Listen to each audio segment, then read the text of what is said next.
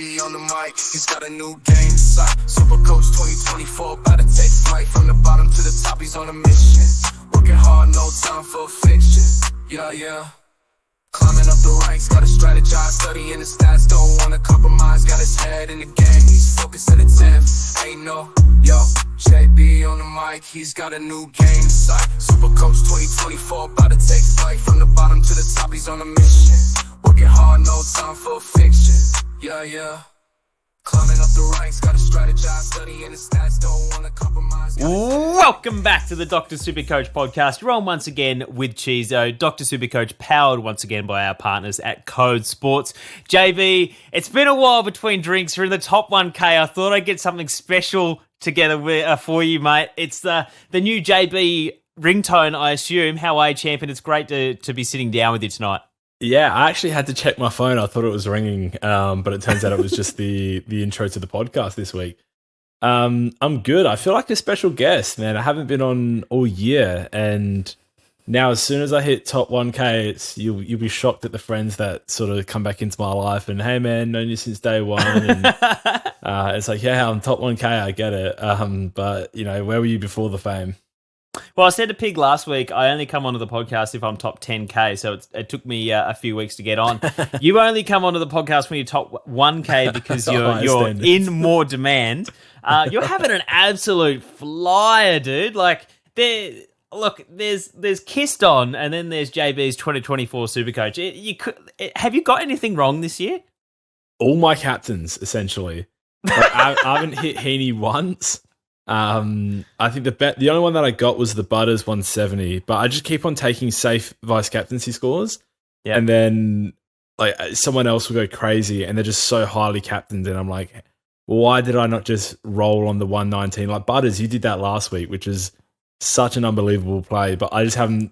Because I think it's because I'm higher up. I feel like I have more to lose, so I'm playing it a little bit more conservative, and then those are going wrong, and I've missed a couple of rookie roulettes as well. But in terms of the actual starting team, I've got LDU as the problem child, but otherwise ranked 919 at the moment. I think maybe in the top 10 coaches that actually own LDU, but luckily don't have any of the Dawsons of the world. So I think if only we had Nico to be able to filter by LDU owners in the top 1K.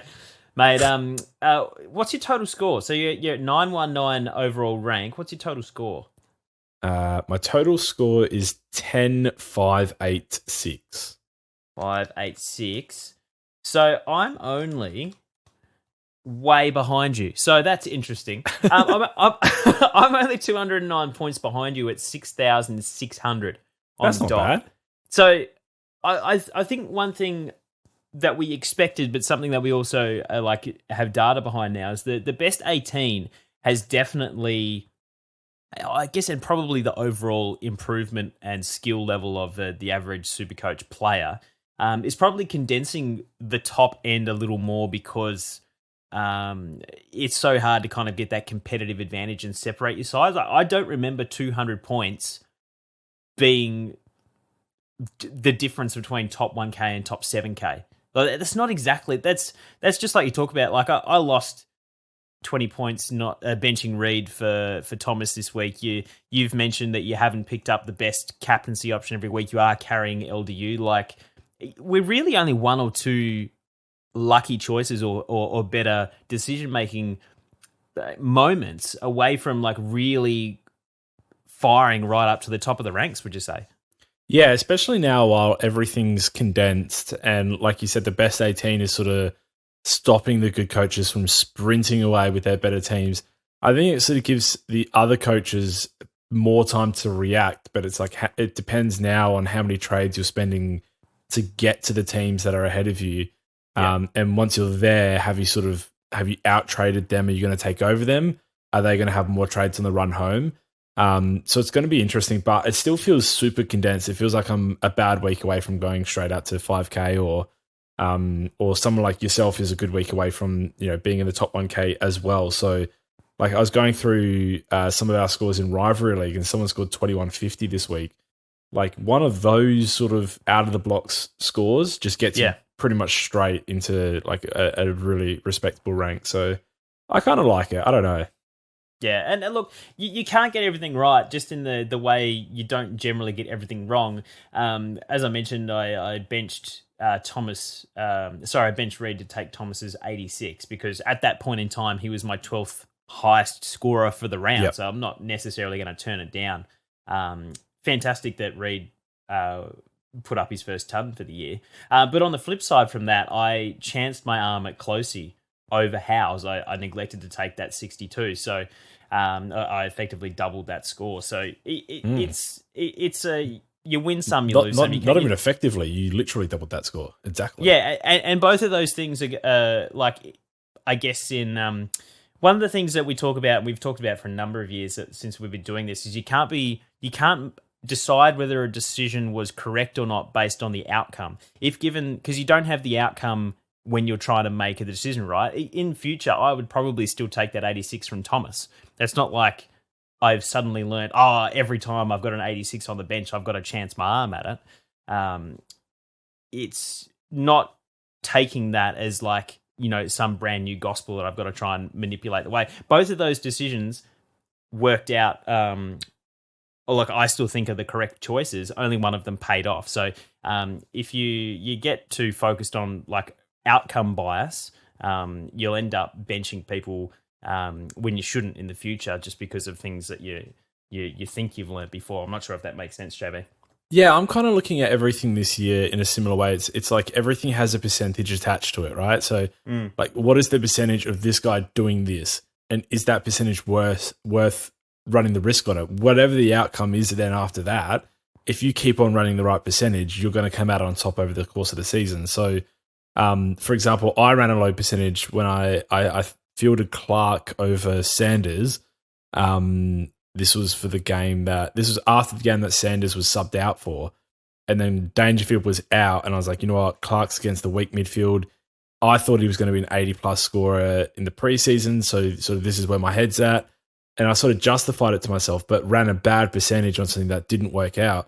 You've run a sort of a positive percentage with the Thomas thing. That hasn't worked out either. But if you run your percentage 100 times and I run mine 100 times, like you're going to tell in the long run which one's going to be the good decision and which one's going to be the bad decision.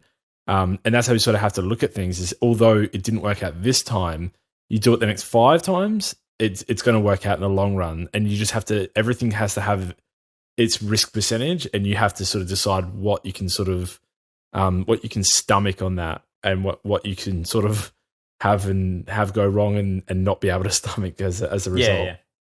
And I think that's like the main aim that we started this podcast to begin with, was to help educate people on making better decisions more often. It's not we are infallible and we're never going to be wrong. We're never going to have a bad year. We're never going to have a bad starting team. It's not that at all. It's that in totality of playing this game over 15 years, as the years progress, you should be making more correct decisions as the years go on. Otherwise, you're not learning. Yeah.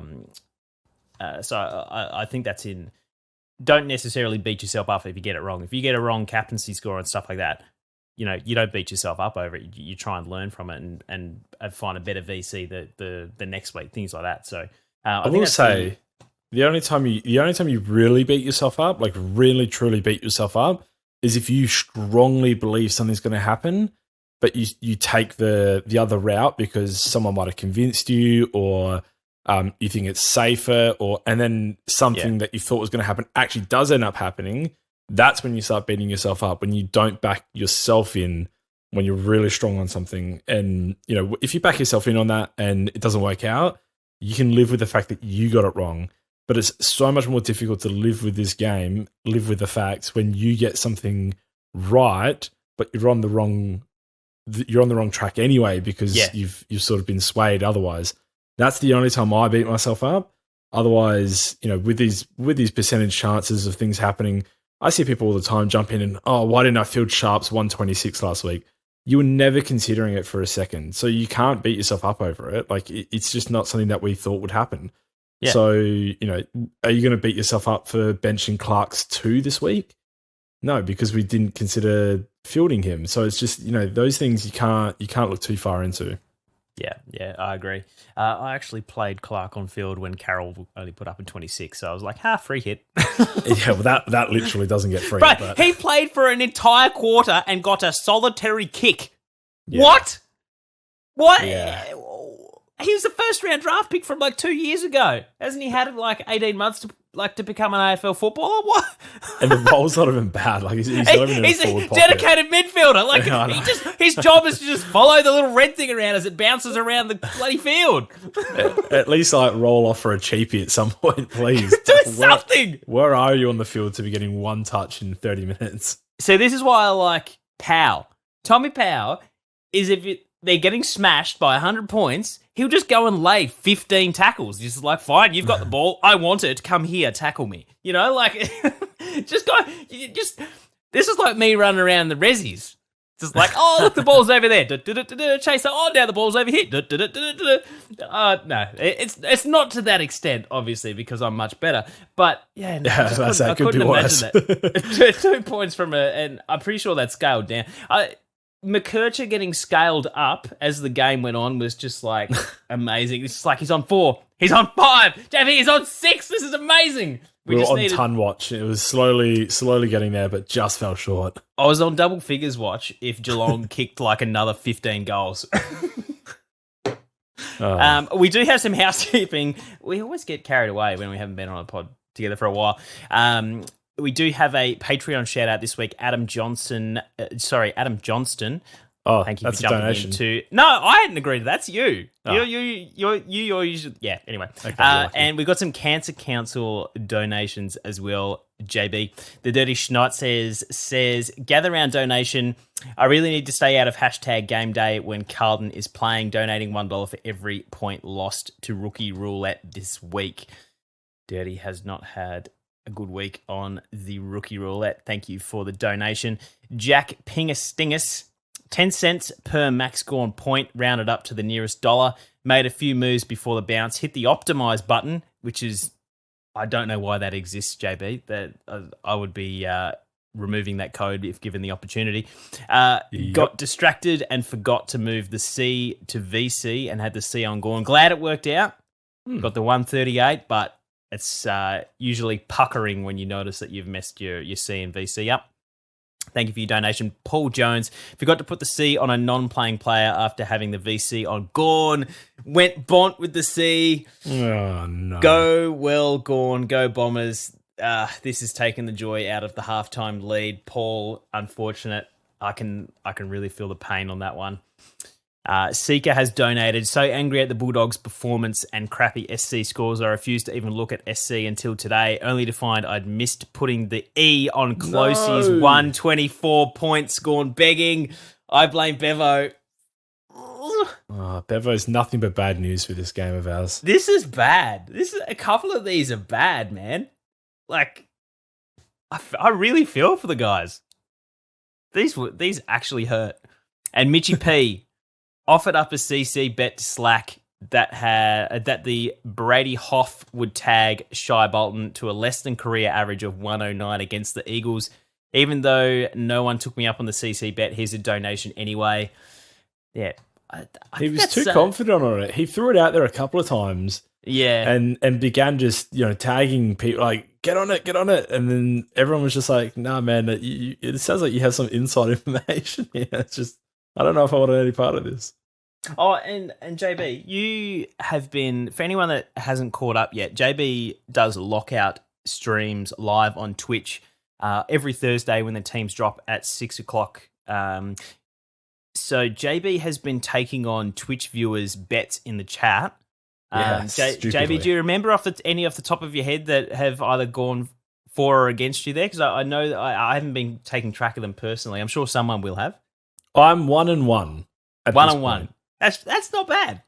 It's 50-50. Well, you can't get much better. It's gambling, so it's bad, but it's for a good cause, so it's good. But yeah, 50-50. The one that you're referring to here is my lost bet of a Dylan Moore over under. I think they were saying, I actually can't remember what week this was for. They were saying over under 50. I think I gave him 60, and it was round 3 against Geelong where he scored 59. And then me being generous right. on the Yep. over-under might have cost me, but Yep. I can't remember if it was that week or it was the 44 against Melbourne, but regardless, I lost that one.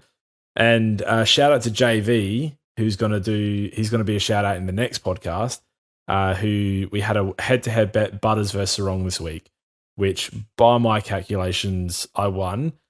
He did give me a choice of either Port players, Butters or Rosie over Sarong, and it turns out I couldn't lose on that. So it doesn't really matter.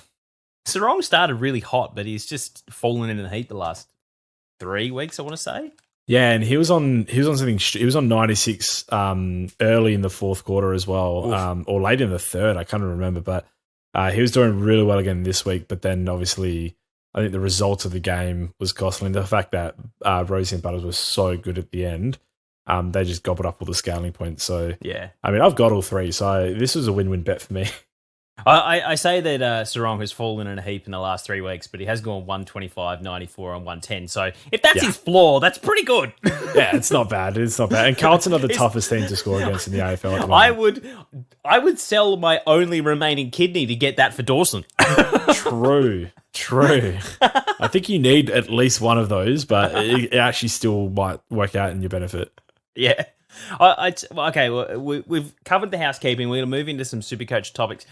JB, this was the week that we have sort of been expecting, and it's building to over the last few years since we had the sub vest, where half of our rookies had their cash gen either decimated or completely reduced to ashes by either a green or red vest this week. Yeah. And we always know it's coming, but you don't necessarily expect it on players that are actually positively contributing to the team like Sanders was. Like in the first quarter, he was their best midfielder.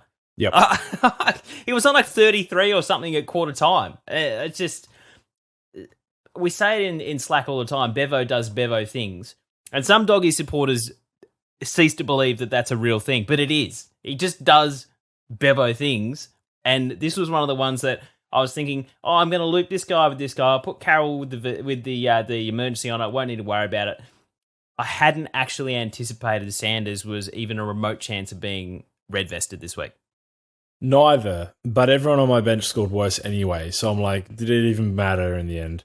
In terms of loopholes, we had Carroll start as the sub, Clark start as the sub, Lazarro start as the sub, Sanders subbed out, McKercher subbed out.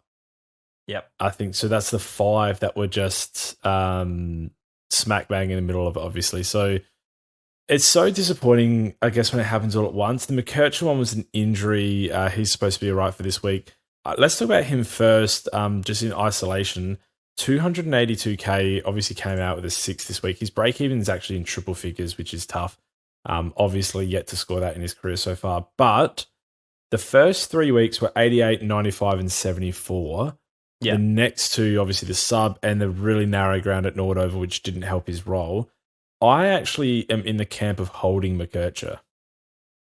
Holding him. I guess the thing for me is that he had a clear role change in round 4 when he spent 54% in the CBAs after having 0% before that. He started in the CBAs against Geelong, and basically he's only got 9% CBAs, but he only played like 6% game time. Yeah, he was in them all. Yeah. So he's clearly was planning on continuing that role. I don't know whether the injury or the impact from that is going to force him back to the half back line where he would accumulate points. I'm not sure in a North Melbourne team a first-year player can really be expected as a CBA mid to score better than off the half-back flank, which would concern me. If I would be in the camp of holding if he was going to be a half-back flanker again, but if they're going to continue with this midfield role, I'm a little bit more skeptical. The other thing that I'm throwing on top of that, and probably justifying my own bias there a little bit, is that his cash gen is dead for the next 2 weeks. He's going to go backwards for the next 2 games that he plays. And let's say he's right for this week. He's still not making any cash until the end of round 9. So he'll lose 25K over the next 2 weeks with 63s. The third week, if he scores another 63, he'll go up 20K. So basically where he is now. And then round 9, he's basically back to where he is. So can you afford to hold on for 3 weeks hoping that he's going to reset his break even? So this is where I'm at with it at the moment. First of all, I think he's an on-field scorer. I think when he's fit, obviously, which he was this week until the ribs, and then and now we expect for him to be next week. When he's fit, he's a fieldable, at the very least, at worst case scenario, loopable rookie. That's first of all. Second of all, he's going to get DPP, so he'll be defensive eligible after next week, which could help with a little bit of swings, or if you've got a worse defensive line than midfield line, it could help with points on field in that instance as well. Thirdly, I think when you do commit to him, if you do commit to him, you're committing to him until his bye, essentially, which is round 12, the first bye. I think you're probably holding him until then because, like you said, it's at least 3 or 4 weeks before we start seeing money come in. And at that point, he's only 2 weeks out of his bye anyway. So I think you probably, it's a longer commitment than what people probably initially think. But if I were to say to you, Cheezo, he's going to put on 80K between now and his bye, would you hold him?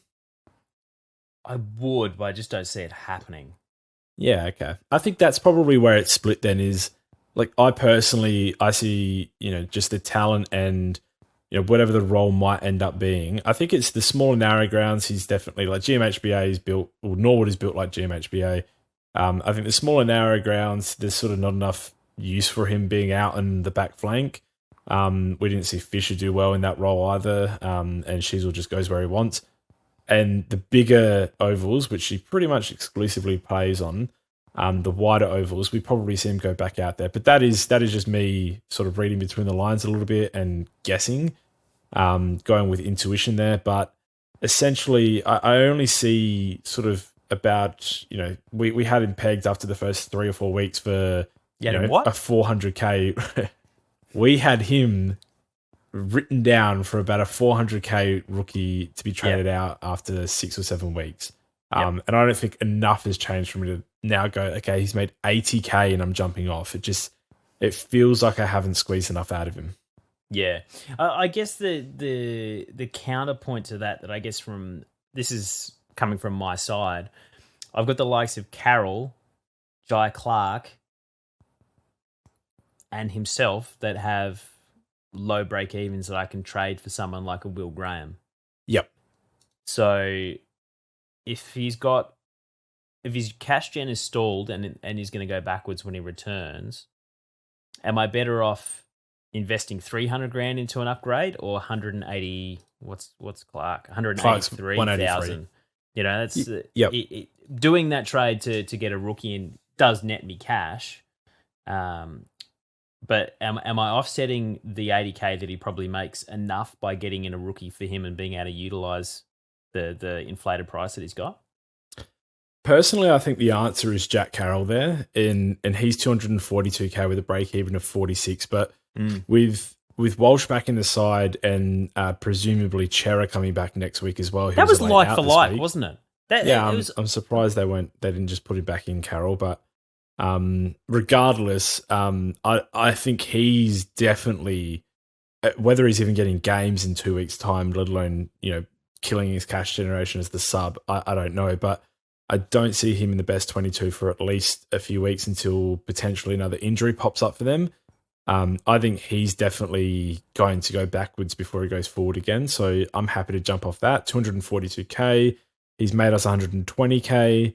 I'm definitely moving off Jack Carroll this week. And then Jai Clark, he's made us 60K. I'm almost willing to just hold him indefinitely. Like, I don't, he's almost not even worth a trade for me. I think he goes out of the team now because Dangerfield's probably back. Yeah. He was the sub as it was.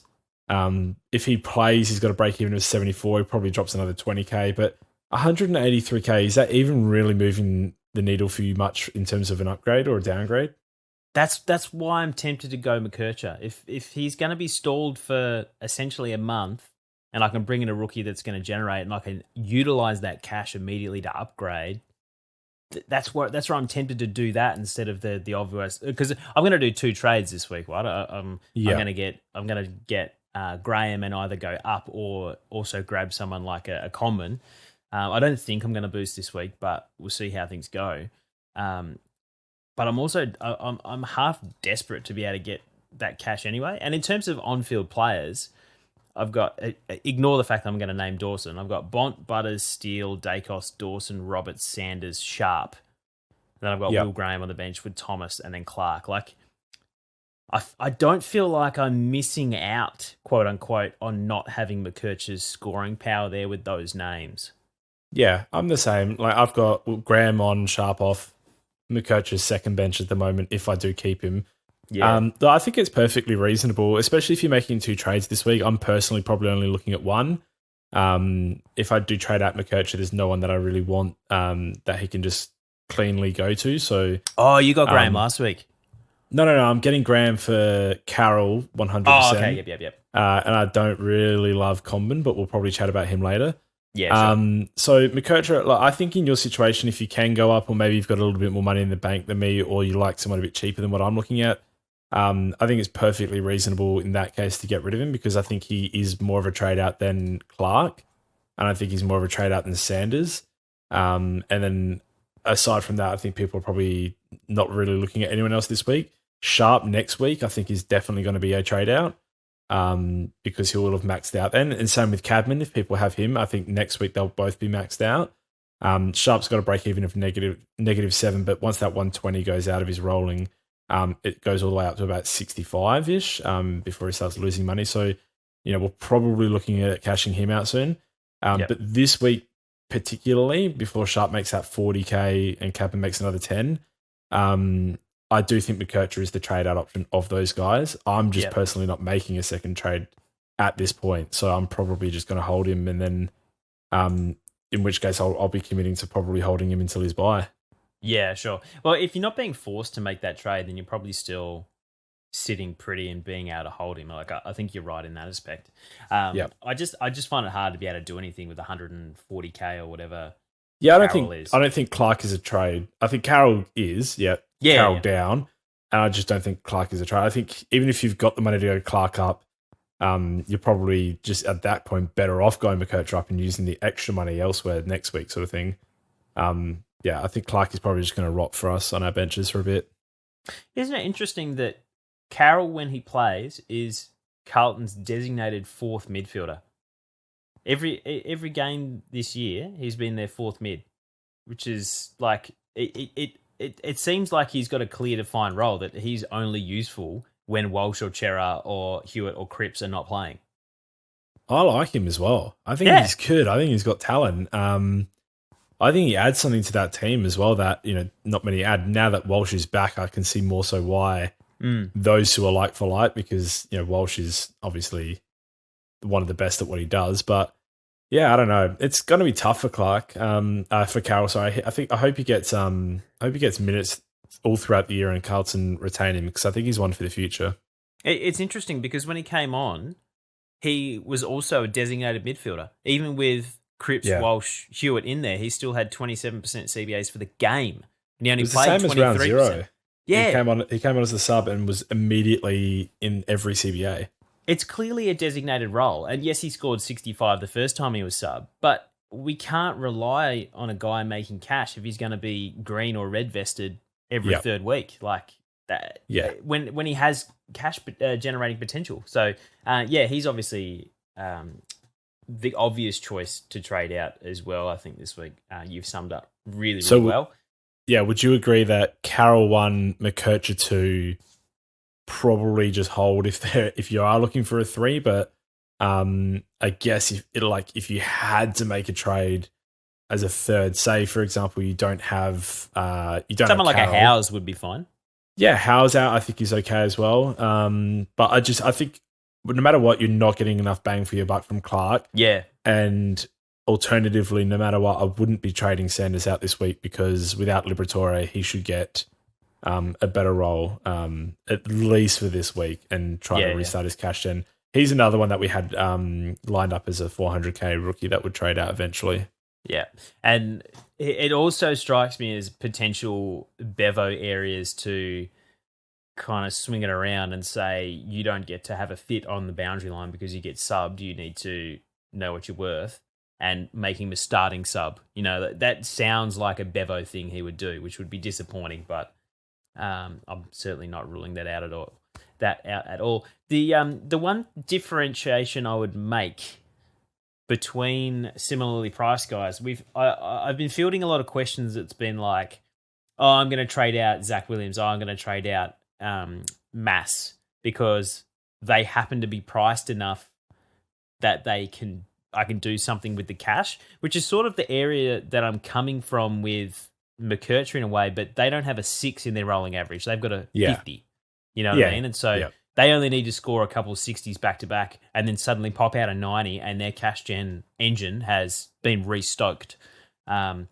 It feels like I'm sitting around twiddling my thumbs if I didn't do something with McKercher's cash this week, which is why he's on the chopping block for me. So I think that covers both sides of the equation really, really well. Yeah. In terms of ins for some of the rookies that we've contemplated getting rid of, we've obviously got the likes of Closey that you and I both went early on last week. That a lot of people, I think 70,000 people went early on him last week. Yeah, it's wild, isn't it? And something ridiculous. That's breaking the cardinal sin of Supercoach. And it turns out you were a big idiot if you didn't, because he's 124 and almost everyone had him fielded. You'd feel like there's karma due for everyone who went early and broke the rule of not going early, and yet it's not karma. They get the 124 just dished up. Yeah, it's crazy. This is a situation where watching a lot of football benefits you.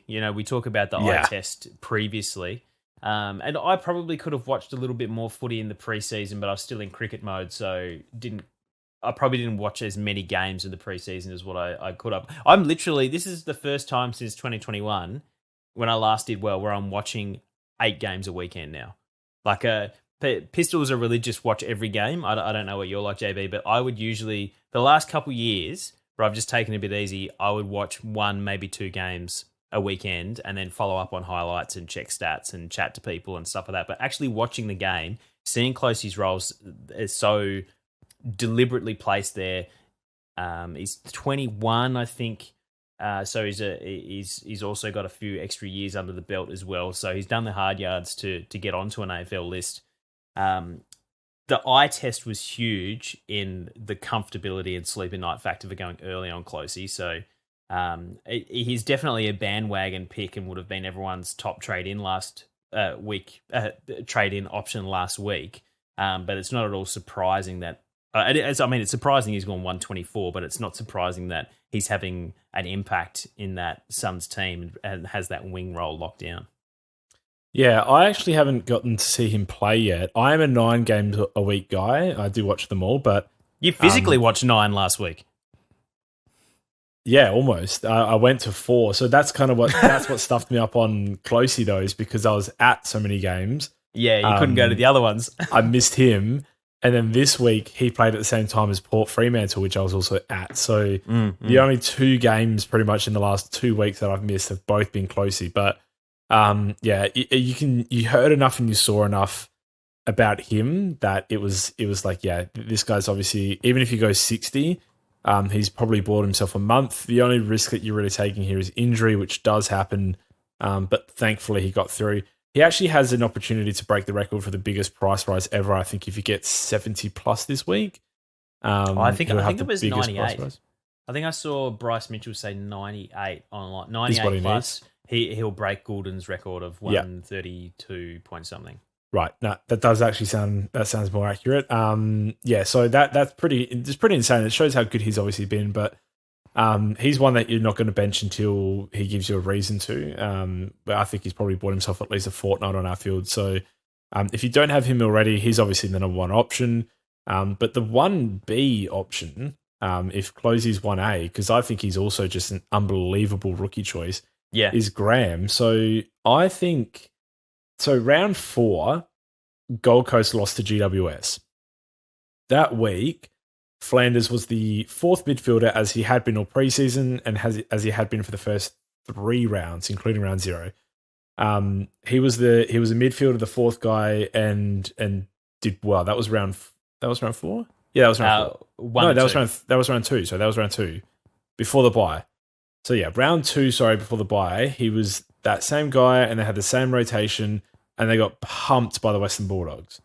So then they went into the bye, and they came into round 4 with like a brand new rotation. So essentially, they had Closey go onto the wing.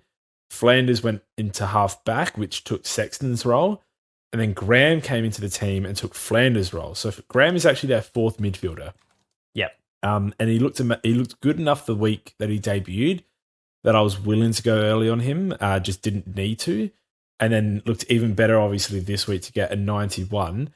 I think his role is extremely safe. He's been one that they've sort of touted as this fourth guy, as this next midfielder to come in. Flanders is doing everything in his power in his role. He's got coaches' votes for doing the halfback role. Was arguably best on ground 2 weeks ago. And Closey's obviously doing his thing on the wing. I don't think they're in a rush to bring Sexton back. So to me, all the pieces that sort of equate to Graham being in the team as that fourth midfielder are glued in. They all seem so secure to me. So this guy, I think, is as essential as Closey. I think you have to get them both no matter what this week if you don't have one or two of them already. Yeah, I agree. I do think that his scoring prowess is sort of a little bit overblown. And I do have some queries on his job security, which I'll detail in a second. Obviously, Dimmer is not afraid to bring in rookies that he likes. If we think about all the Richmond rookies that we're like, oh, how are they going to bring a rookie into a premiership team? And then suddenly there's this 130K rookie that's suddenly playing in their forward line and is reliable as all hell. I have confidence in him as a coach that these guys are going to get games. Like he wouldn't bring them in if he didn't think that they were capable of it and planning for the future. So that's my first point. The second point is, yes, he's a first round pick 25 or 26 last year, but they've also got Jake Rogers that's playing in the VFL at the moment. He had a bit of an injury interrupted preseason, but he played in the VFL on the weekend the week before, and it's better is not the word, but they are essentially plug and play. You could pick either of those guys to play this role, fourth midfielder in the Gold Coast team, given like the pedigree and they're underage. Rogers is a little bit more undersized, but both of them can play that role. So in the back of my mind, I've still got, if Graham is playing poorly, they do have another top 10 pick or whatever Rogers actually went that plays the exact same role that they might also want to get games into. And the final point on Graham was that even though he was their fourth midfielder, he had 49% last week and 43% CBAs. He was on 23, I think, at halftime, JB, or he might have snuck a couple more points, but I distinctly remember just before halftime, he was like their third lowest scorer. And I'm thinking, oh, okay, glad I didn't go early on him. And I was genuinely surprised at the end of the game to be like, he got 91. He had like a 70-point second half. That's incredible. So I don't want these two players in Closey and Graham like sort of glued together in a way that Closey is getting his points completely differently, is a completely different part of his career and development. And the safety in the role that he's got is different to what I've got from Graham. And I can absolutely see Graham being one of those similar types to, say, a Jack Carroll that could very easily be substituted. Like, they were very quick to throw Flanders down back. They could also be very quick to throw him back in the midfield if they need him. And I think that's just something I think we've got to be conscious of. And I still think Graham is absolutely far and away, you've got to get him. I don't want to get sucked into everyone thinking, oh, he's an on-field option. Everyone's got to play him over Sharp. You've got to play him over Sanders, because I just don't think that's the case.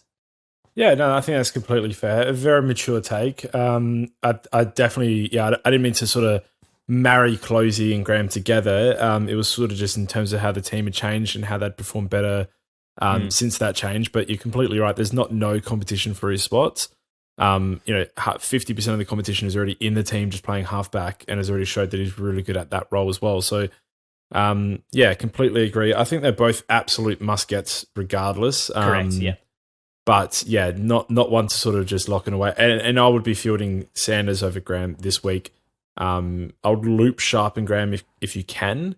But yeah, if I couldn't, I would probably field Graham over Sharp. But that's not something that, that's not like, yeah, absolutely lock that in, easy decision ever. That's just my intuition based on the CBA role. But yeah, essentially, I think they're both great picks, which brings us to our third option in Combin. Yeah. Yes. I know you weren't super crash hot. Did you end up watching this game? Because I can speak from the fact that I watched this, and I think 75 is genuinely around where he performed. Like I don't think it's an unfair score. I think the 130 is definitely that's put his name up in lights, and we're like, oh, common, got to get him. But I don't necessarily think that he's going to be that 80 plus scorer. He did some really, really nice things, and I think he's low enough for those that want to dabble in him, but he's very, very likely to be someone that doesn't crack, 100K profit for us if anything to go by is like his career up until this point. Yeah, so my thoughts on Combin, I think he played extremely well for the 75. Has me a little bit worried that, when he does eventually play a bad game, what that sort of floor is going to look like. But essentially, for those who didn't see, he was an intercept defender. He intercepted a lot, intercepted really well, had really sticky hands. Essentially, I think I don't even think he put one to ground. Like, whenever he was in the vicinity, he took it. It does have me a little bit concerned for, if he drops a couple, what does that look like? Or, messed up a couple of kicks. He should have his kicking license almost completely revoked after what I saw in the game. But, he's not there to be the flashy passer or anything. He should either bomb long, hand pass around, or switch, essentially. He bit off a little bit too much, and it cost him goals a lot of the time. But in terms of, job security, I think that's a big tick. Scoring potential, we've already seen that be good. Or at least good enough. These are two very narrow grounds that he's played on, Norwood and GMHBA. So I think it almost doesn't get better for an intercepting defender than these grounds. What I'd like to see on the G when they can sort of stretch it out a little bit more if he has, quite the same ability, but they don't play there until round 15, so it doesn't really matter. But essentially, I kind of agree that I don't think he's got like 100K plus in him guaranteed. I can see him making about 100K with another spike score, but I think he should be more appealing to people who don't have like Nat Fife, or if you don't have Darcy, maybe you traded out Harley Reid. Like, I look at my my forward three rookies. So I've got Heaney, Flanders, Powers, the premium guys. The three rookie types are Fife, Reid, and Darcy, and I'm not fielding him over any of those three guys. So, like, I'm buying a 220K guy that I don't think makes more than 100K, much more than 100K at best, and I'm benching him. So I suppose to me, it becomes more of a thought process when you're actually fielding him, relying on sort of 70 plus scores, which I think he probably gets, more 70, 65 plus than he doesn't. And then it's more a consideration, because who are you getting off field then? Is it Wilson? I prefer that. Is it Cadman? I prefer Combin. Is it, So I think that's where the discussion starts. But for me, it's like he's not even an option. I'll just bench him. He's 220K. I barely get money for trading him in. Like, what's the point for me? Yeah. Yeah, I agree. I think the thing that a lot of people are going to be attracted with Combin is that you're going to get that huge boost straight up. If he goes back to back 75, so he's projected 76 this week, he's going to put $70,000 on top of his score immediately. Yep. Sort of like the people that went a week late on Darcy last week, and got him at 200K, or people that jumped on Sharp last week, Cheezo et al, because of that additional quick cash that you're going to get.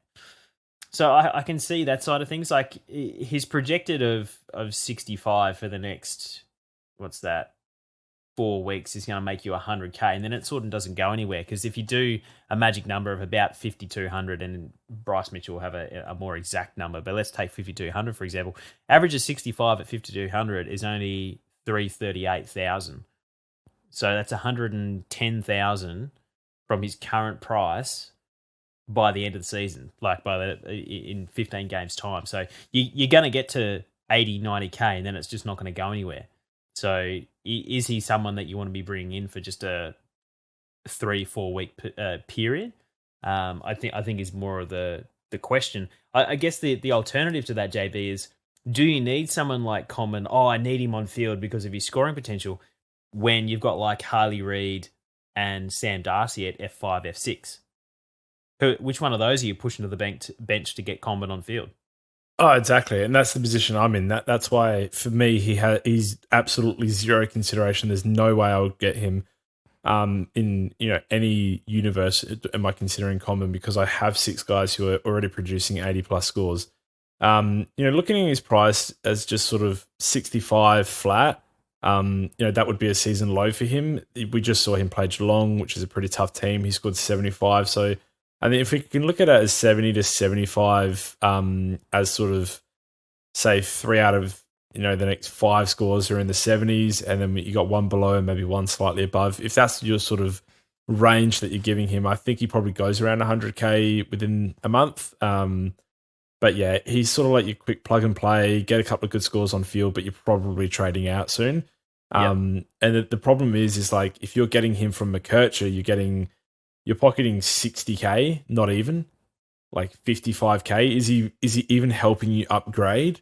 And if you're holding Combin for a month, if you held McKercher for a month, you'd probably only be 40K behind or thereabouts. So if you thought McKercher was obviously going to have a decent enough role. So I don't know. There's a lot to consider. Combin, I said at the start of the week he would have to score 80 plus for me to even consider him. He missed that target, and I think rightly my reaction right now is that I'm just not considering him. That's my forward 6 though. If you did need to inject scoring on field as well as some quick cash, I can understand it. Like maybe Cadman to Combin makes you 50K and you get some points on field. But look, for me, I just don't think it's worth moving too much for. And I definitely, under no circumstance, would like spend 40K to get Clark to Combin or anything like that. Like I feel like you're much better spending that money trying to get an actual upgrade as soon as possible than upgrading a rookie to another rookie who, by the way, is actually extremely injury prone as well. So I'm not trying to say that he is guaranteed to get injured, but he does have a very, very strong injury history. And it's just something that, again, you should consider for that elevated price. The player almost needs to be perfect to be paying over a 200K for them as a rookie. I'd love your thoughts on the next players, considering that he's a bit of a lover boy of yours. Mitch Georgiades, he has a negative 31 break even, pretty much priced the exact same at 230,800, projected to go up 40K this week. He's basically just moved back into that Port team as if he never left. And I know you were thrilled to see that he'd returned. And he's put up 2 scores that are pretty much, representative of what he can do in a powerful Port outfit. It's just whether there's enough meat on the bone for someone like Georgiades to consider as well. No, there's not. And interestingly, like that game against Essendon, he played as a forward exclusively because of the personnel that we had in and out. He scored 99, obviously on the back of a few goals, which was great for his return. And then against Fremantle, he sort of rolled up to the wing a lot more. He was even in some wing stoppages, which was kind of the whispers out of Port in the preseason, is that he'd have a bit of a different role. I think aerobically, he's definitely capable of sitting on a wing for at least a half a footy here or there. So it does make it a little bit more interesting, but he scored like a winger, which is 63. Like it's typically a bad Supercoach position. So for me, it just adds a whole nother level of inconsistency to his game. 230K. I'd be considering if he was, even as low as high as 170. I'd probably be considering it, but 230. No, he's a worse Combin in my eyes, and Combin's not even in my consideration. So appreciate it. All right. The last name that we should probably touch on, because I got added in Slack incredibly more than I thought I would. Kai Lohman, I poo-pooed last week as being a bit of a meh option. At 160k elevated, already had been sub-impacted 2 or 3 times. He's gone back-to-back 80s. He's now 205k with a negative 52 break-even. I also, similar to last week, the reason I didn't like him is the role that he plays is not really conducive to ending up above 300,000. And if you're already paying like 160 for him, I just didn't think that there was enough meat on the bone. But he looked like a little mini like Isaac Heaney when he first came into the AFL last week. I was like, who's this really blonde guy running around? Oh, of course, it's Kyle Lohman. He's got the ball 60 times since I've said he's no good. And for those that took a punt on him, I think was great last week. Congratulations. But I'm still not endorsing him or changing my mind at 205k, JB. No, I pretty much agree. I don't think he's a pick. I think he's closer to becoming a sub than he is to making 100k again. Connor McKenna's only a week away with that hamstring issue. That worries me. The fact that he's like the 22nd, 23rd player in that team, and it's a good team, and they need to win games. I've been impressed with his energy. I think he's going to be a good player. He's one for the future, but no, not doing enough for me in terms of convincing that he's actually going to be worth paying up for. Don't get me wrong, those who got him last week, very successful trade-in, good job by you. But those who didn't, I wouldn't be super concerned that he's going to burn you. And looking at him now, the only way he burns you from this point is if you trade him in now and he's the sub within the next fortnight. Yep. So I'd happily pass on that. I'd love your thoughts on this before we get on to some different topics. I've had a few messages this week. Hey, what are your thoughts on moving Zach Reed? Hey, what are your thoughts on moving Nick Caulfield this week to Closey or Graham or these types? I sort of lean on the fence of in best 18, you probably don't need to worry about sorting out these D8 124k guys, and if you're going to make a trade, try and extract a little bit of cash out of it. Do it for someone like a House or a Hoare that has like made a little bit of cash. Something that you can do with as opposed to a straight trade. Is there? Do you have any differing thoughts about like whether you would just swap a Caulfield for one of these two rookies? Only if I had two of the guys that you referenced. If I had Caulfield and Reed on the bench, then this is probably exactly what I'd been waiting for, is someone that I can trade down to, pocket the 20k from Caulfield, knowing he's probably never going to play an AFL game again in his career. And that won't be unnecessarily hard. I know. He's so injury prone. I actually really liked him at St Kilda. I had him in a keeper league that year that he averaged 80. And I thought he'd be really good, but unfortunately, he just does not have the bones. But yeah, no, I think if I had two of the guys that I was sort of just holding over, then sure. I'd probably, even if I had two trades that I was like really comfortable with, I'd be fine using a boost to fix your bench, because you can't, as soon as it goes back into best 22, you're looking at two guys on the bench who aren't playing, and you probably have Williams, who's also made of paper mache. And Closey, who we just have 2 data points on for our entire lives.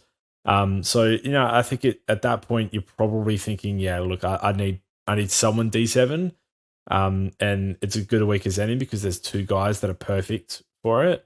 But after all this talking, if you were like me and you just had Zach Reed D8, no other issues, then I wouldn't bother. I'll just leave Reed there. Hopefully he's back in 3 or 4 weeks' time, and he's covering you in the buys for a score of 37. That's not going to make your best 18. And yeah, you sort of just cop that. Yeah, I tend to agree. If you've just got a D8 problem there, then it's probably not worth worrying about a whole lot. I guess the other thing to consider is that the DPPs are coming in next week. Yep. I would prioritize getting rid of a Carroll for a Graham and banking that cash to do something with, because next week you might swap Caulfield next week and throw Graham back or throw Dacos back or some Roberts who gets DPP. You suddenly can use that trade to open up a swing. I guess would be helpful. The other thing that I would say is that using Caulfield to loop someone this week might also be useless because he's playing in the first game. I was going to say he's going to play late, so you wouldn't have to worry about him. But so does Zach Reed. yeah, he's in the second one. I'll quickly say, like if you already have my sort of point was more like if you have Carroll, McKercher going out, that gets you the exact money to get Closey and an upgrade. You're like, perfect, done my trades, but you've got a D7, D8 problem. I would boost into getting one of those guys to Graham. Otherwise, you're not really looking at trading one of them out. If you've only got one of them, even if it's just Caulfield D8, I think you're just going to hold him for the year, and it is what it is at that point. Yeah, you speak preaching to the choir. This is an interesting question. First trade is obviously going to get Closey if you don't have him. Second trade is going to be Graham if you don't have him. Yeah. You're basically saying if you want to upgrade this week, you're most likely boosting. Yeah, if you didn't go early, then yeah. Or if you're not going to go combin. Yeah, for the smart people who turned out to not be too smart because Closey went crazy.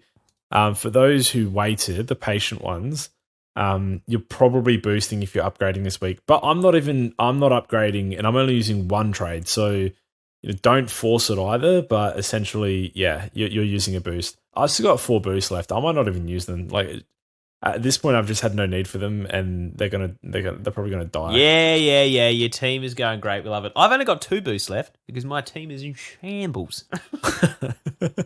Shambles, I tell you, JB. But this is the interesting thing is there's a cash cow on SuperCoach Plus, but there's I wish there was a fallen premium tab that you could click on. But there's a bunch of guys like Tom Stewart, Sicily, LDU if you're interested, Parrish. There's a bunch of these premiums or who we consider premiums that are going to be cheap, literally in the next fortnight as well. So I don't want to necessarily... That's why I'm not upgrading. Spending my trades sidewaysing the same price rookies, if that makes sense. I don't want to burn one of my next... if I need 6 trades to make 2 upgrades, I don't want to cost myself an upgrade by just making it look pretty at my D8. No, not D8. But you also need cash in. So D7, yes. D8, no. Yeah.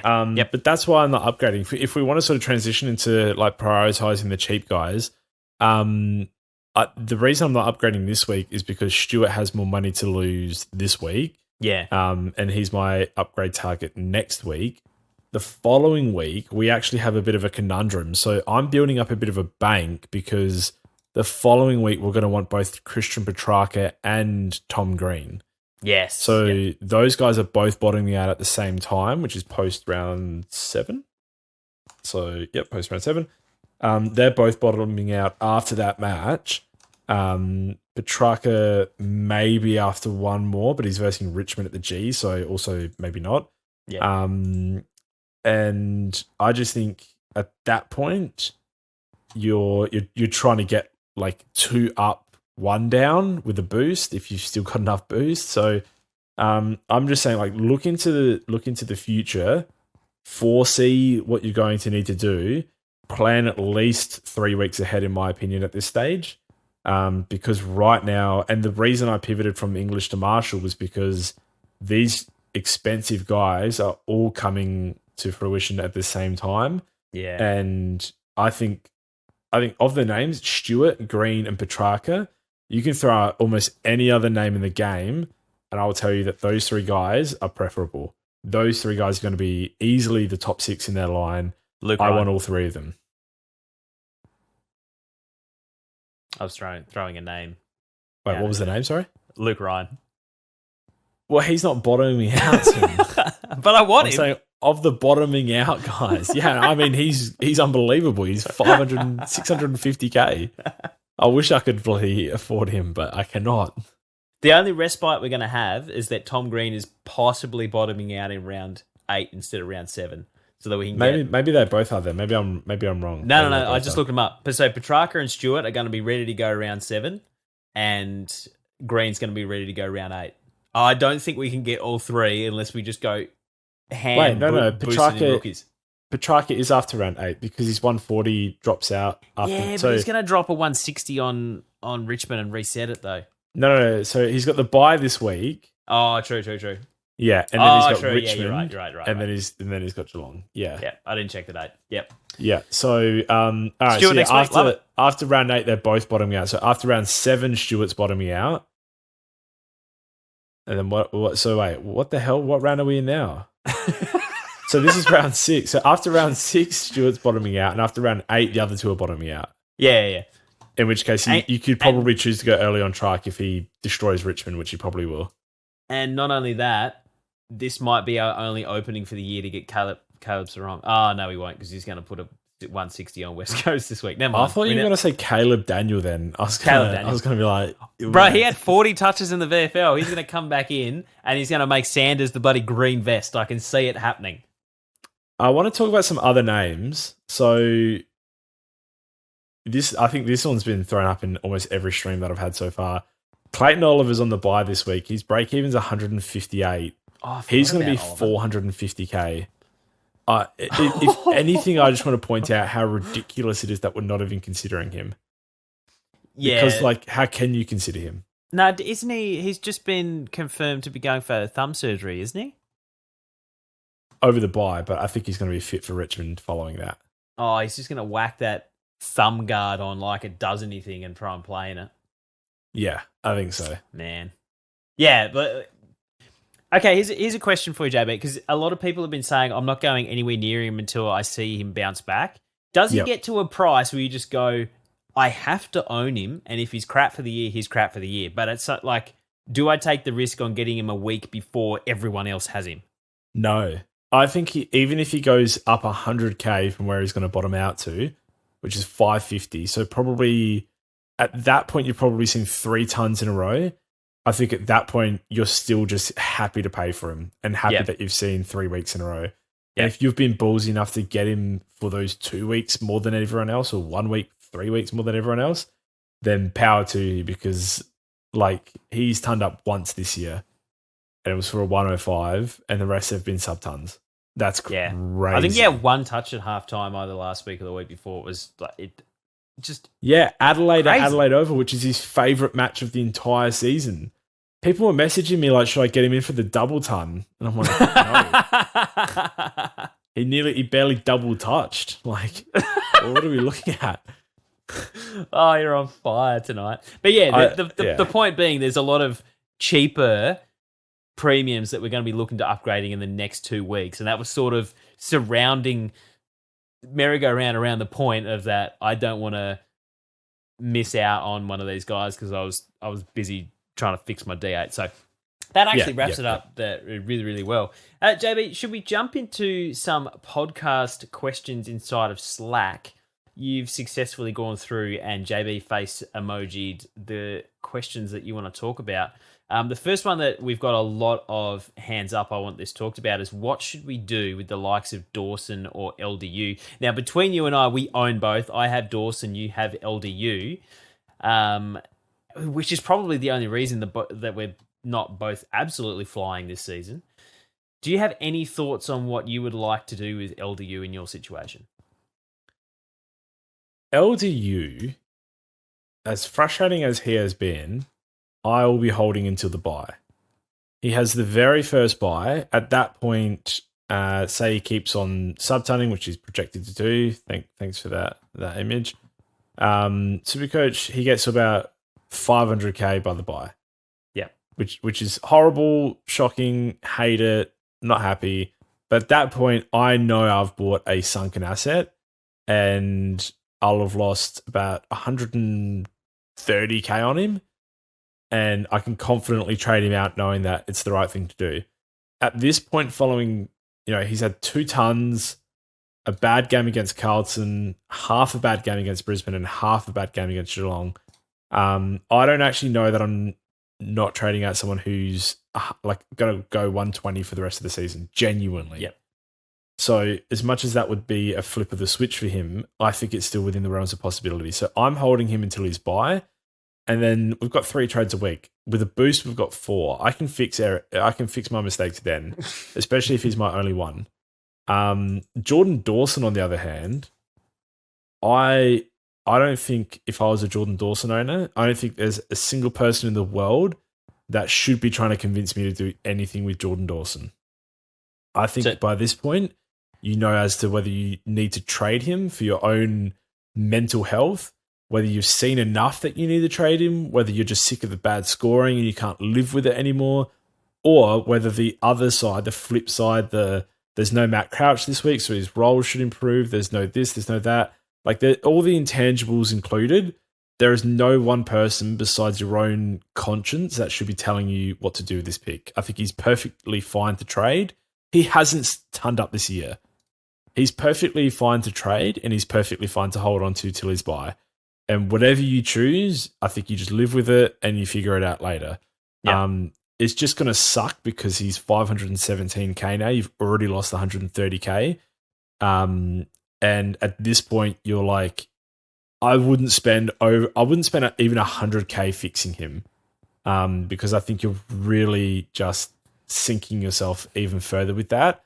I would look for someone that I like around the price. Like if you don't have Nick Dacos, if you don't have Stewart, if you don't have, maybe you give Dawson 1 week without Crouch, and then it's the perfect week to jump on Stewart, for 50k, something like that around the price range.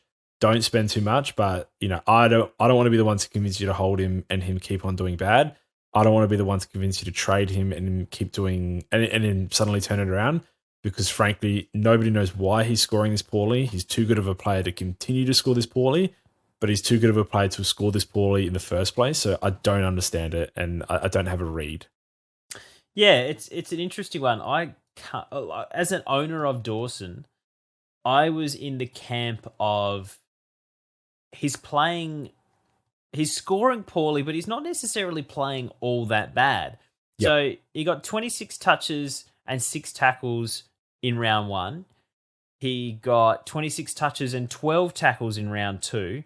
Which is usually a 150. Yeah, 27 touches and 5 tackles in round 3, and 23 touches and 5 tackles and a goal in round 4. Like, he's not actually been bad. He's just been absolutely butchering it by foot, which has been the issue. I think the issue is that Adelaide is so dysfunctional going forward. He's losing a lot of points because he's either turning it over. So let's go through the teams he played. So using him as a distributor out of the midfield, trying to hit a forward target. He played Gold Coast. Gold Coast, their defense is certainly not the greatest in the world, but you do have someone like Sam Collins, which is going to take intercepting marks. You've got Lukosius that goes back there. That's a great talent at that as well. Round 2, they played Geelong. You've got Tom Stewart, who's probably the best in the game. Round 3, they got Luke Ryan, who, again, is one of the best in the game for it. Round 4, they played Melbourne. Again, one of the best intercepting defensive backlines in the game.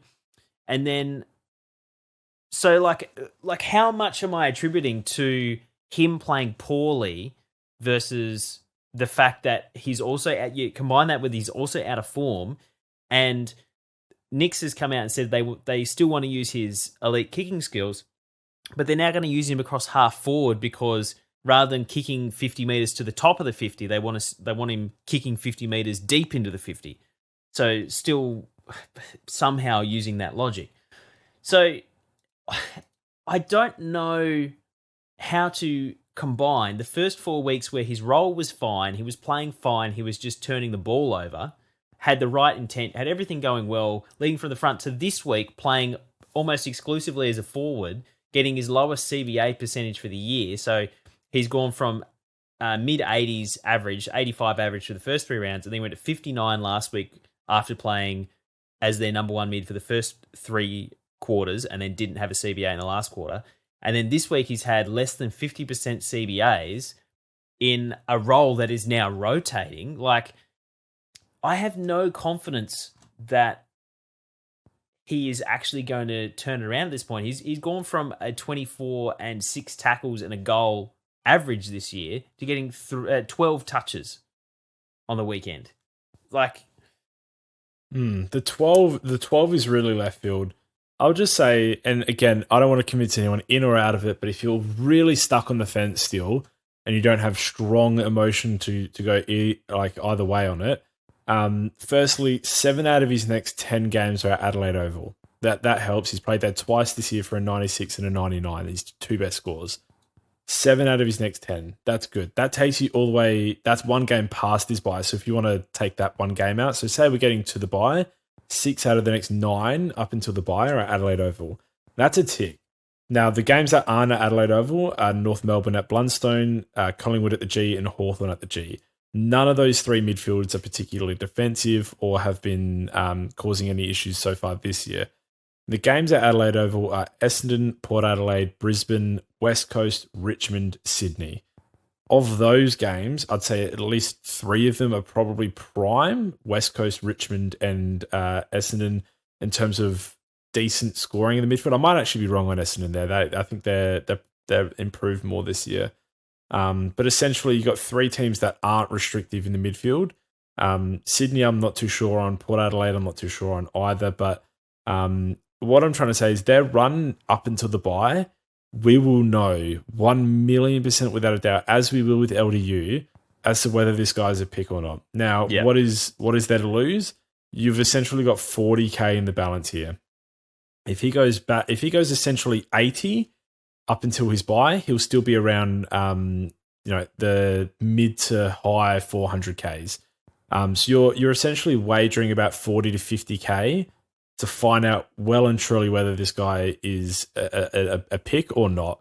Yeah. I personally, as much as I would hate it, as much as I would be so disgusted in the pick, in the player, in the club, if you don't hate Adelaide Crows after this, I don't know what you're doing. But as much as I would be so frustrated at what has come so far, the only way to compound it is by taking the loss, accepting the bad scores, and moving on. Those who hold, if there is a turnaround in this form, which just the Adelaide Oval games in and of itself should be enough, you're gonna it's just gonna compound at that point. You're gonna have traded out someone who's eventually turned it around. I think in this situation would hold, but it's so hard to say from the outside looking in because the frustration that's obviously built over this time is almost immeasurable. So I do empathise, but I think the smarter play is the hold, but it's only smarter if he turns it around. It's stupid if he obviously keeps playing really bad. Yeah. You have to pick one side of it, and if he keeps averaging like 70s and 80s, he's, as you mentioned, he's only going to drop to like mid 400K. So if he's already lost 130, is it worth potentially losing another 70K to find out that he could be a keeper and save a trade? Like, it probably is. The first 4 rounds of the year, I had absolutely no problem with his role. I was just waiting for his to get a good matchup, which he does now. Essendon and North in back-to-back weeks. But last week was the one that was disappointing. Matt Crouch being suspended for a week is going to tell us all we need to know about whether if you don't trade him this week, next week you're not going to be trading him. The week after that, you're not going to be trading him. You're just going to be upgrading around him, And so if Sam Berry comes in and plays a full game as a midfielder now that Matt Crouch isn't there and Jordan Dawson still plays as a half forward, we know it was the wrong choice and we just got to live with it. The difference between, I think, Dawson and LDU's game on the weekend is that LDU had a poor first half and had a really good second half and was cooking JB, but when the game was over, so he just wasn't getting a ton of points and scaling and stuff for it. Whereas Dawson's role on the weekend was gross, and I cannot see them leaving him there. I cannot see it happening, particularly at home, particularly with their season on the line and dysfunctional midfield. They're not going to leave him at half forward. I have to believe there's upside there. There has to be hope. Hope is the only reason. The only thing I want to finish on in terms of this discussion is that I said at the start of the podcast that this year I've been backing my own gut, and starting 3 Port players with our run was a huge part of that. It ended up almost becoming illogical, but I really just wanted to back myself there, especially with other people making compelling points for not doing that, and that sort of worked out for me. A lot of other things that I could point to, but the reason I'm having success this year is because I'm backing myself in, and in terms of all my decisions, I have no one to blame but myself as to where I am, and no one to credit but myself at this point, sort of thing. So, I would implore the Dorset owners to not leave this to someone else's decision making, yeah, because it's only going to hurt more. And if you need to jump off him for your own enjoyment of the game, for your own mental health, just do it. But the logic and the facts sort of are there. But again, he can play a million games at Adelaide Oval. If his role and if his carrying something that we don't know about, and if his form, his confidence is that bad, that he just never turns it around, then it doesn't matter where he plays or what the fixtures look like. So at the end of the day, although all that stuff favors him, there's nothing to say that that's going to turn him around and sort of start making him a premium again. But I just think in my situation, I'd upgrade around him and just try not to look at that one specific tile in my team when I open it up. But obviously, I'm imploring you to just do what you want to do, what you think is best, and live and die by the sword, because it's not one that you want to have more regret on, based on falling for someone else's pitch. Yeah, I 100% agree. And that was a marvelous counselling session there by JB. It'll be $165. Yeah, you will please, get 25 back on your Medicare if you go into Medicare. That's why we got our doctorate. Yeah, that's exactly right. We'll quickly go through some podcast questions as well, just to finish off the episode. Fiona has Walsh v Took this week, JB. I think it's easily Took for me. Yeah, I think very easily. Gold Coast, I cannot believe how fun they are to watch. If not for the fact that they are so enjoyable, and Took is so enjoyable, and we love him, and he's such a star, and such a humble character. But think about where Walsh has come from. How many weeks has he missed for a back injury? Not just this season, but last season as well now. I think it probably totals up to 10 weeks so far in the last 2 years. So out of a potential 40 games, 25% of them have been with this back issue. And whether it's different back issues or not, I don't really care. I want to give him at least 2 weeks of playing and looking free. You might want to posture yourself to upgrade to him next week. That's fine. I'm just not getting him this week, and I think Took is really, really comfortably in the top 8 to 10 midfielders. So, and really safe in terms of you feel good watching him. He's a socks up player. The blue socks this week was great. You can't. He runs. Love it. He just runs all day. Yeah, just go gadget between contests is great to see, but it is also awesome to see Walshy back because obviously a star of the game. Adam L. Should we look at upgrading to some of the Gold Coast midfielders? Got a good draw for the rest of the year, particularly SuperCoach finals where they play West Coast, Essendon, Melbourne, and Richmond. Do you have a particular rank 1, 2, 3? Right, yeah. So this is why I highlighted this one because I'm loading up the fixture right now. I think they're the only team not the only team. They're one of the only teams to have all those comfortable fixtures twice from now. So they've already played Richmond, which we like to target. They've already played Hawthorn, which was obviously last week. They have West Coast and North coming up in their next 5 games. Geelong, who we don't mind to target as well. And then I believe, they verse North again and West Coast again and Richmond again. So that's probably the 3 teams you want them to play.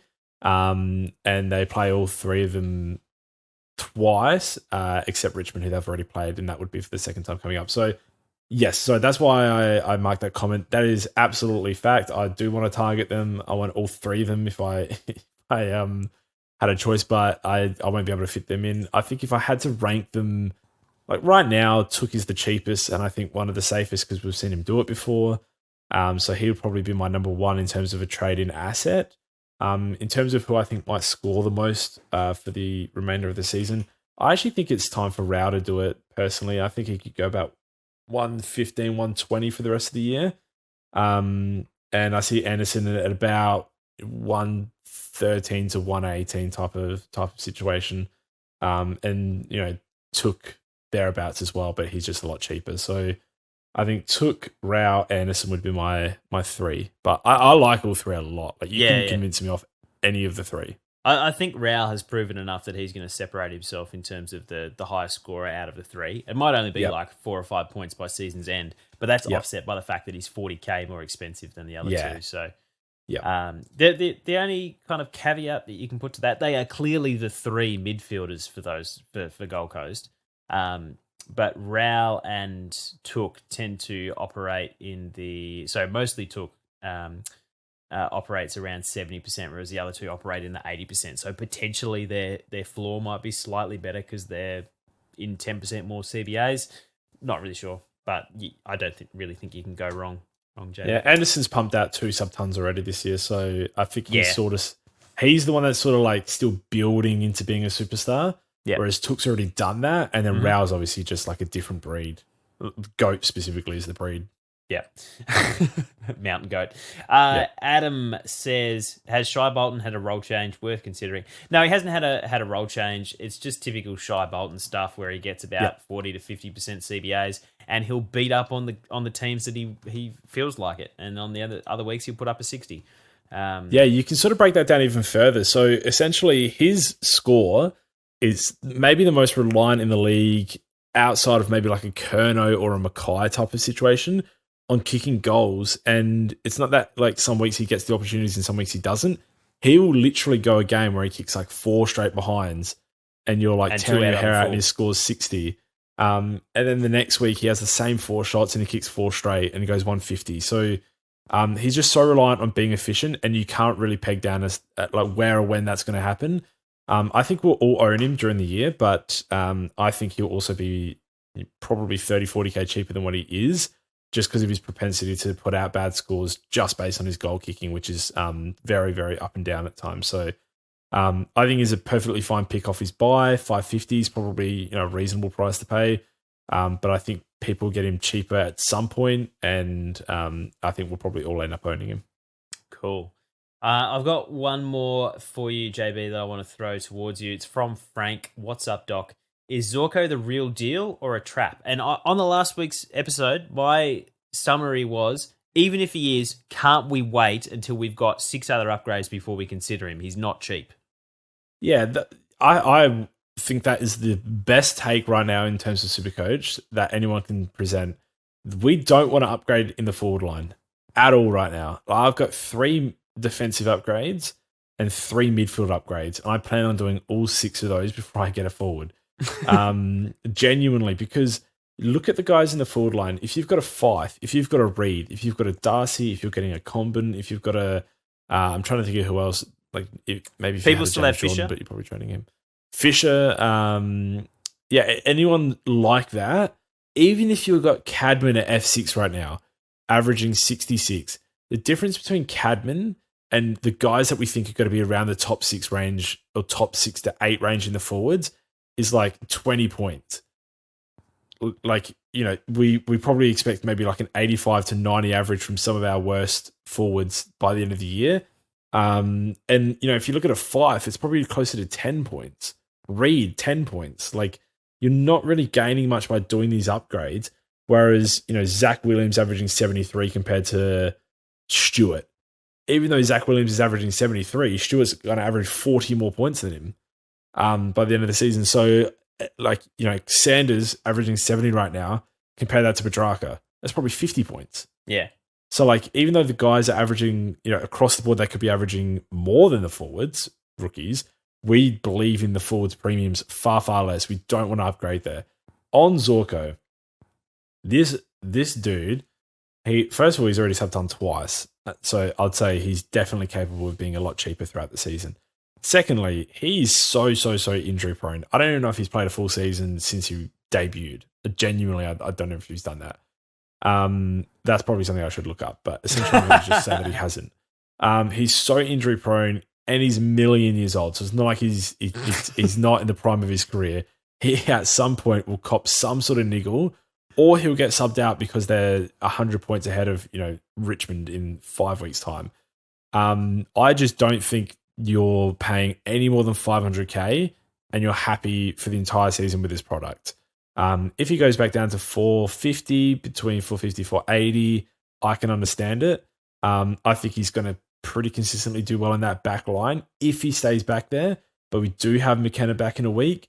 There are so many question marks with this dude. I'm just not trading him in until maybe his bye. He's got the first bye, the round 12 bye. If by that point, in 6 weeks' time, nothing sus has happened with either his role, his ability to put pants on in the morning, or anything else in that regard, then I'll consider him. But not until then.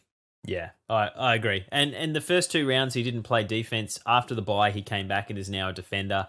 And he's been sharing the kick-in duties over the last 3 weeks. He's now taking 50% of the kick-ins. So, yes, you can see where the spike is coming from. It's come from a slight role change. But, as JB said, plenty of reasons to believe that it's not going to be just a 115 average for the remainder of the season. He's also impossible to root for. Like, who wants to trade this guy in and actually hope he does well every week? And he's always a suspension risk. This is what I said last week. He's always just one little elbow in a contest, and he just comes around and just clotheslines some bloke and misses 2 weeks. It seems to happen. It's in front of my mind. That's all I think about when I think of Zorko. He's had 3 seasons in the league that he's had 4 seasons. 2013, 2015, 2018, 2019 that he's played full seasons in. He had 15 games in 2020, 20 in 21, 19 in 22, 18 in 23. So that is trending in the wrong direction. If you believe trends, he plays 17 this year. So he only has another 12 games in him. That's probably a bad trade. Yeah. Yeet, Libba, or Crouch this week? I think that's an obvious no. As the final question. Thanks very much for the questions, guys. We do appreciate you chucking them into the podcast questions channel on Slack. JB, it's your first time back on the podcast, mate. It's been great to have you. If someone wants to find out your incredible intellect during the week, where do they find you? Well, look, I'm saying to people, because I obviously haven't been on the podcast as much this year because it's hard I do a Wednesday podcast for Rivalry League on our Patreon and the Thursday stream, so it does book up my week when I do the Monday podcast. But make sure you reach out to me on Slack if you do actually want to chat about something further, or you want to sort of indulge in talking about something that was spoken on the podcast, but you want my opinion, blah, blah, blah. Otherwise, obviously, you can get me on the normal socials, Twitter being the main one that we operate off of at JB_DRSC.